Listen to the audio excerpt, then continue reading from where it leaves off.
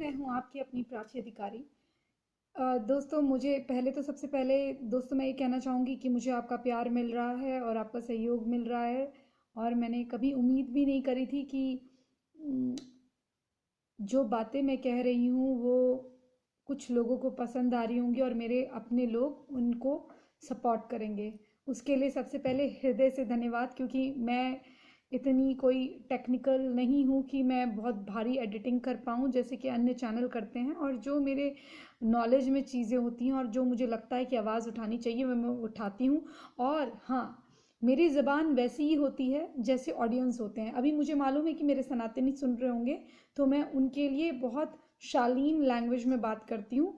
विषय जैसा होता है वैसे। अगर यही मैं लाइव कर रही हूँ और मुझे कोई जिहादी गाली देगा तो फिर मैं उसका उत्तर वैसे ही दूंगी, क्योंकि मैं कोई किसी जिहादी की बकवास सुनने के लिए नहीं बैठी। ठीक है दोस्तों, अब मैं मुद्दे पर आती हूँ। मुद्दा ये कि मेरे सुनने में ऐसा आ रहा है कि उत्तर प्रदेश और देश के अन्य राज्यों में भी, यानी कि हमारे समूचे भारत में एक ऐसा षड्यंत्र चल रहा है कि औरतों को, खासकर ये यूपी की बात मैं बता रही हूँ, और देश और जगह पे भी हो रहा होगा, हमारे हमारे देश में और विश्व में भी हो रहा होगा, जो लोगों को पता नहीं। ये है कि जो औरतें पहले तो ये हाई प्रोफाइल लड़कियों को भी टारगेट करा करते थे, अब ये क्या कर रहे हैं, सिंगल लड़कियों को टारगेट करा करते थे, अब इन्होंने कुछ सालों से पैटर्न ये बदल लिया है इन जिहादियों ने कि ये टारगेट कर रहे हैं मैरिड औरतों को। अब मैरिड औरतों में से भी वो औरतें नहीं है जिनके बच्चे ना हो, अब बच्चे वाली औरतों को भी ये टारगेट कर रहे हैं। और उनको जो लोगों को एक गलत फहमी है कि ये ब्रेन वॉश करते हैं, ये करते हैं, जी नहीं, ये ब्रेन वॉश वगैरह कुछ नहीं करते। ये उनको जब मस्जिदों में ले जाते हैं, पहले तो ये कोशिश करते हैं कि उनके अकेलेपन का फ़ायदा उठाया जाए। जैसे किसी का पति बाहर है तो उसको अपनी बातों में बहलाएंगे, फिर वो उससे भी नहीं मानेगी तो उसकी, जैसे वो कहीं जा रही है सब्जी वगैरह लेने, तो उसकी सब्जियां उठा देंगे, उसके घर में कैसे भी आने का संपर्क बना देंगे, वो स्थापित कर लेंगे उससे, उसके बाद बात करने लग जाएंगे, भाभी या दीदी जो भी कर करके। उसके बाद फिर उसकी तारीफ़ें करने लग जाएंगे। मान लीजिए कोई ऐसा कमज़ोर लम्हा आ जाए जिसमें उसकी औरत की पति से लड़ाई भी हो, तो उस लड़ाई का, उस चीज़ को, उस गैप को भरने का, जो पति पत्नी के बीच में गैप आ जाता है या किसी कपल के बीच में गैप आ जाता है, उसे भरने का काम करने लग जाएंगे। या फिर किसी लड़की, अगर कोई सिंगल लड़की है, उसके माँ बाप के साथ लड़ाई हुई तो उसे भरने का काम करेंगे गैप को। फिर उससे वो धीरे धीरे अपनी जगह बनाना शुरू कर देंगे। और एक चीज़ और करने लगे हैं कि ये नौकरियों का झांसा देकर इनके जो एजेंट बन रहे हैं, जैसे मैंने सुना था कोई राहुल शर्मा है वो एजेंट बना हुआ है, और किसी तौफीक को, अंजुमन नाम का कोई हॉस्पिटल है वहाँ पर वो भेज रहा है औरतों को। और वो मैरिड औरतें कुछ दिनों के बाद पहले तो अपने पतियों से बात कर रही हैं, कुछ बच्चों से बात कर रही हैं, पहले पति से बात करना छोड़ी हैं, फिर बच्चों से बात कर रही हैं हफ्ते हफ्ते, उसके बाद बच्चों से भी बात करना छोड़ी हैं। तो दोस्तों, उनके पति कंप्लेन कर रहे हैं कि वो जान से मारने की धमकी दे रहा है, वो डॉक्टर, ऐसा हो रहा है। इतना, आखिर इतना उसमें रुआब आ कहाँ से रहा है, इतना कॉन्फिडेंस आ कहाँ से रहा है? और क्या जो राहुल की बात हो रही है वो राहुल राहुल ही है, या वो भी कोई अलतकिया की कहानी है, यानी कि पवित्र दीन के पवित्र झूठ की कहानी वो भी गढ़ी हुई है? मुझे तो ऐसा लगता है कि वो जो राहुल है, आजकल तो नाम से कुछ भी कर लीजिए, मैं प्राची से परवीन खान बन जाऊं, और मैं अपना नाम बाहर से प्राची रख के ही जनता को मूर्ख बनाऊं, तो ये चीज़ें हो रही हैं समाज में। तो हमें ये देखना होगा कि वो राहुल शर्मा वाकई में राहुल शर्मा है।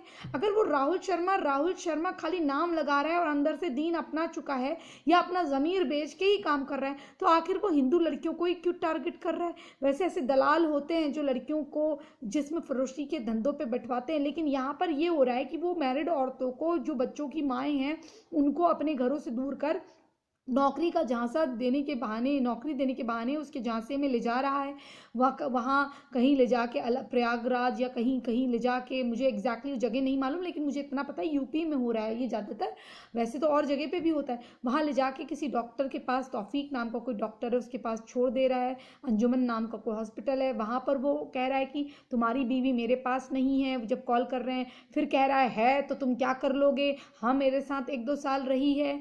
वो कह रहे हैं कम से कम उनके बच्चों से तो बात करा दो, कह रहा है मैं क्या जानूं, वो नहीं करना चाहती। तो कई बार ये हो रहा है कि आदमी कह रहे हैं, मैंने उनके पतियों को कहते हुए सुना, जो मैं रिकॉर्डिंग सुन रही थी, कि भाई उसको कुछ बहला दिया, फुसला दिया। जी नहीं भाइयों, पहले तो गलत फहमी दूर कर लीजिए, मैं आपको बताती हूँ।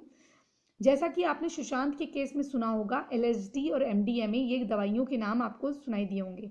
देखिए, एक जाहिल जमाती या जाहिल मुल्ला, उसको कुछ आए ना आए, उसे एक चीज़ बहुत अच्छी आती है, ड्रग्स। वो केमिकल में बड़े माहिर होते हैं। आपने देखा होगा, अनपढ़ गंवार भी होंगे, क्या एक केमिकल इंजीनियरिंग करके आएगा, बॉम्ब बनाएगा, तो बाकी सारे खुद ही सीख लेंगे। छोटे से बच्चे आते हैं हमारे गेट के पास और खुद 10 साल के बच्चे इलेक्ट्रिक काम करके चले जाते हैं। तो इनको बचपन से इस टाइप की चीज़ें सिखाई जाती हैं। इनकी ये वाली नॉलेज, इनको वैसे इनको कोई नॉलेज हो ना हो, इनका जो तांत्रिक होता है, जो ताबीज़, हमारे वहाँ क्या देते हैं, भस्म देते हैं। इनके वहाँ क्या देते हैं, अगर हमारे वहाँ कहते हैं विभूति लगा लेना, इनके वहाँ क्या देते हैं, हमारे पंडित तो विभूति देते हैं, इनके वहाँ क्या देते हैं, ताबीज़ भर के पिला दो कहते हैं। जैसे एक औरत का केस था पाकिस्तान की, उसने कहा कि मैं चाहती हूँ कि मेरी ननद के कोई बच्चा ना हो, जेठानी बे औलाद हो जाए, तो उसने कहा ये ताबीज़ खिला दो। तो उसने वो गुस्से में गई थी, वो ताबीज़ एक लाती थी, ताबीज जो गले में, हम लोग गले के वाले को ताबीज़ कहते हैं, लॉकेट को, ये ताबीज़ जैसा लाती थी, उसको खोलती थी, पुड़िया में पिला देती थी।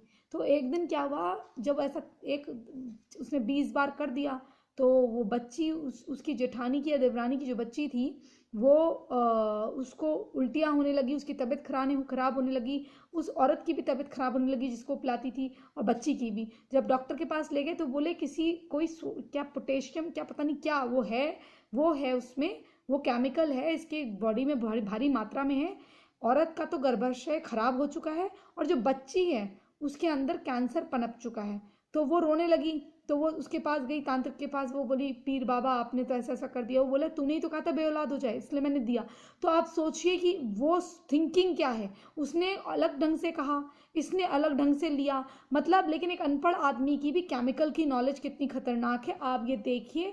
तो इसलिए आपकी औरतों को ये लोग क्या करते हैं, एमडीएमए एलएसडी वगैरह पानी में बिठा के पिला देते हैं। जितने भी धर्मांतरण के केस होते हैं, जो आपने देखा होगा, ऐसे हालेलुया आमेन आमेन जो जीसस जीसस करते हैं, ये जो चर्चों में ले जाते हैं, ये जो मस्जिदों में ले जाते हैं, ये आपकी वाइफ को क्या करते हैं, ये आपके जिसको भी अपने काबू में लेना होता है, पानी के साथ या किसी चीज़ के साथ खाने में उसको वो मिला के खिलाने लग जाते हैं।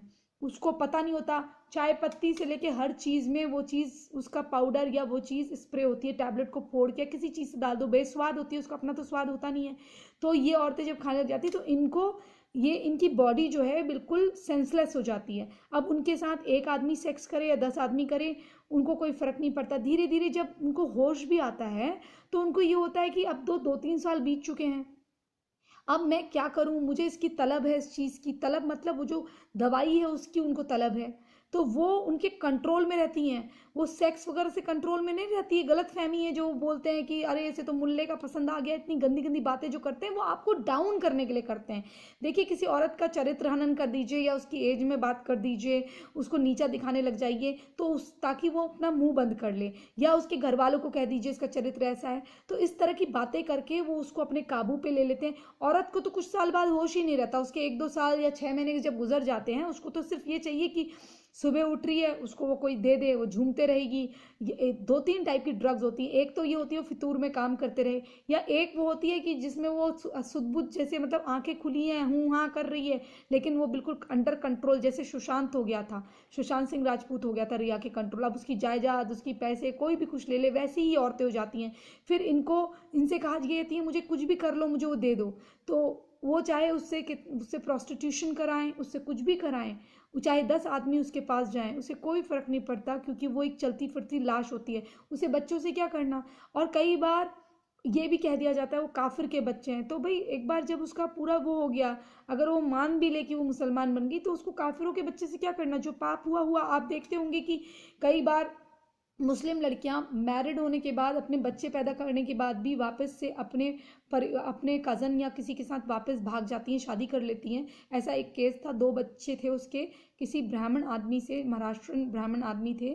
मैं उनकी, मतलब मैं जानती हूँ उनको, उनकी फैमिली को। उनके भाई सऊदी अरेबिया में काम करते थे, वो उनकी मुस्लिम औरत से शादी हुई थी, 2 बच्चे थे उनके, काफ़ी बिजनेस, वो डोमिनेट करते थे अपनी वाइफ को, मतलब स्ट्रिक्ट रखते थे, क्योंकि उनकी लव मैरिज हुई थी। और उसके बाद क्या था कि जब वो एक बार मुंबई वापस आई, तो वो अपने घर वालों से मिलने गई, बच्चे यहाँ थे, और उन्होंने अपने हस्बैंड से कहा था मैं नेक्स्ट फ्लाइट लेके बाद में आऊँगी, आप अभी चले जाओ। तो उनको लगा शादी के इतने साल हो गए, बच्चे 12 साल के हैं, कहाँ जाएगी।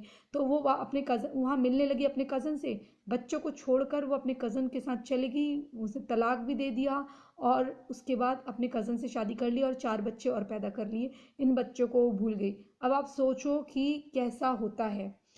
इसलिए आपकी ये मैं गलतफहमी आज दूर कर देती हूँ। जिन भी औरतों को इस तरह से ले जाया जाता है, उनको इस तरह से एमडीएमए, एलएसडी या कोई भी ड्रग्स के इन्फ्लुएंस में दिया जाता है। कभी भी कोई होशो हवास में एक परिवेश में मैं पली हूँ, मतलब मेरे मेरे जीवन के आधे साल मैंने अपने पिता के घर में या इसी धर्म में काट लिए। अब मैं कैसे, मतलब कैसे अपने बाकी के जीवन को किसी और धर्म में काट सकती हूँ? नहीं काट सकती। तो वो तभी हो सकता है या तो मेरे दिमाग में कोई चोट लगी हो, या मैं पागल हुई हूँ, या मैंने एलएसडी एमडीएमए खाई हो, राइट। तो ये आप सबसे पहले निकाल अपने दिमाग में डाल लो।